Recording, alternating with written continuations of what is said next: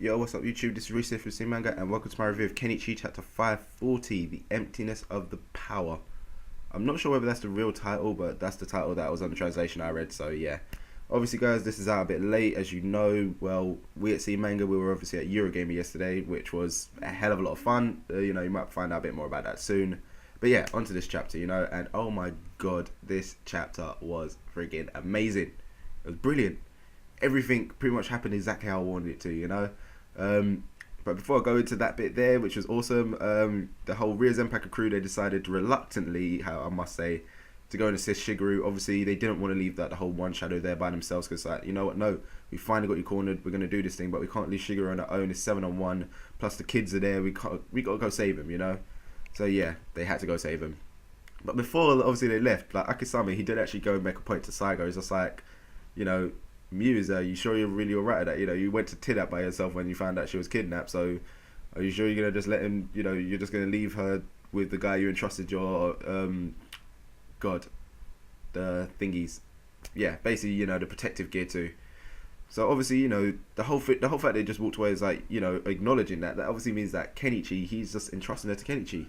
So he must obviously see a lot of potential in the guy, because it's like, they're going up against masterclass people here, They're no laughing joke. They're just disciples. So I guess he can kind of like see in Kenichi that he can summon up more power or something like that. Obviously, once he's got something to protect, once he knows what he's doing. So yeah, it basically, I think he can just like kind of see the potential that Kenichi's got, which is kind of cool. Because obviously the guy is strong. He's strong. Saiga is just crazy strong. So anyway, on to the awesome bit, which is the fight between Shiguru and the archer chick. And oh my god, it was freaking awesome. It's like there's a chick there shooting arrows. Shiguru's just dodging it like crazy. The speed that she is moving, that is like some crazy ass Dragon Ball Z levels dodging. She's like boom, boom, boom, miss, miss, miss, and then the arrows are not slow. Those are some fast ass arrows. And then she even got in close, flipped the boat around, and shot the chick in the stomach with her own arrow. And then she blocked it. The archer chick just grabbed it. It's like nope, just use whatever. I can't even pronounce what the hell she used. But either way, she just grabbed the friggin' arrow before it even touched her. Amazing. That was just amazing. I would have loved to see a hell of a lot more of that fight, but instead they kind of cut to what I would say was actually pretty funny in itself. It's just a bit of Kenichi comedy, which is Kenichi hatching a plan, which I must say is the greatest plan I've ever seen to get away. Because obviously they were like obviously being pinned down by the guy with the scythe, so it's like, yep, you can't move.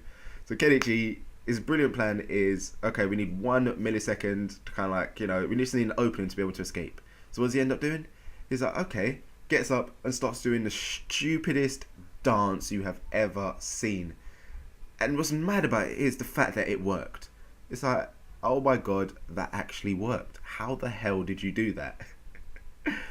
So yeah, apparently the whole thing is that because the whole moves had like no meaning whatsoever, a master would kind of like hesitate for a second to kind of like think like, what the hell, what's going on, what's he trying to do? Because they have no idea what he's trying to do. There's no intent behind any of it. So it's like, oh, it causes them to freeze for a little second. So hell, they use that chance, try to escape. It would have been brilliant if only the guy with the armor didn't just turn up right in front of them, blocking off their path. So obviously that means they're gonna have to fight their way out, which is obviously the stupidest thing they could do, because they're masters and they'll probably die, especially since they're weapons masters and not just not just like, martial art masters. So they're kind of a bit screwed times two.